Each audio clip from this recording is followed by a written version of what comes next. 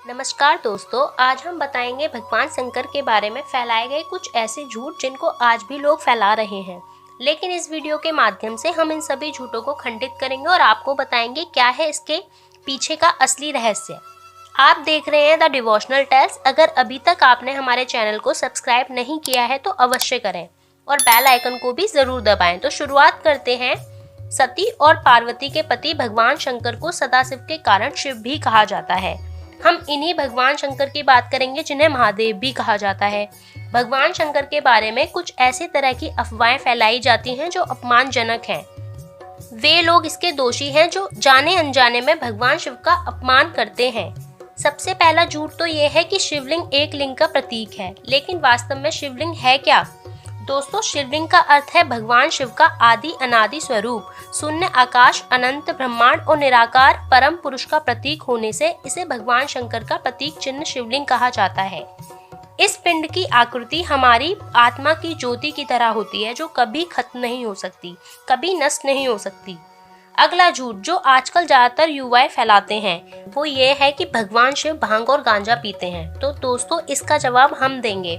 शिव पुराण सहित किसी भी ग्रंथ में ऐसा नहीं देखा गया कि भगवान शिव भांग, गांजा इत्यादि का सेवन करते हैं।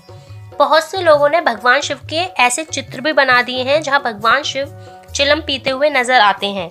ये कृतियां भगवान शिव का अपमान करने जैसी हैं। दोस्तों, इसके पीछे एक खास मिथ है। समुद्र मंथन के समय 2 कलश उत्पन्न हुए थे जिनमें विष और अमृत था। उसमें अमृत बाद में निकला, पहले विष निकला। लेकिन बात ये हुई कि ये विष अगर संपूर्ण ब्रह्मांड में फैल गया तो कोई नहीं बच पाएगा। ऐसे में ये सारा दायित्व सौंपा गया भगवान शंकर को और उन्होंने अपने कंठ में उस विष को बसा लिया, जिसकी वजह से उन्हें नीलकंठ भी कहा जाता है।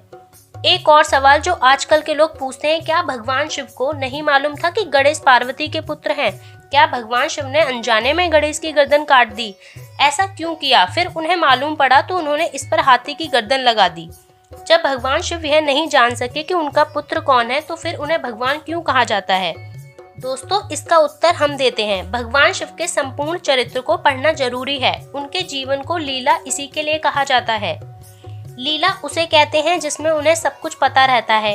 ये एक ऐसी घटनाक्रम है जिसकी रचना स्वयं भगवान शिव करते हैं। वे अपने भविष्य की घटनाओं को खुद ही संचालित करते हैं, जिसमें भविष्य में होने वाली घटनाओं को अपनी तरह से घटाने की कला ही लीला कहलाती है।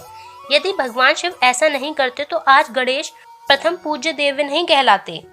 दोस्तों, भगवान शिव को आदि देव भी कहा जाता है। भगवान शिव का पहला विवाह राजा दक्ष की पुत्री सती से हुआ था, जो आग में कूदकर भस्म हो गई थी। शिव का दूसरा विवाह पर्वतराज हिमालय की पुत्री उमा से हुआ, जिन्हें पार्वती भी कहते हैं, और पार्वती से उनका एक पुत्र की प्राप्ति हुई। प्रमुख रूप से शिव के 2 पुत्र थे, गणेश और कार्तिकेय। अब एक खास सवाल जो कि बहुत ज्यादा रोचक है, क्या भगवान शिव ही शंकर, महेश, रुद्र, महाकाल और भैरव हैं? तो चलिए दोस्तों, इसका उत्तर भी हम आपको देते हैं।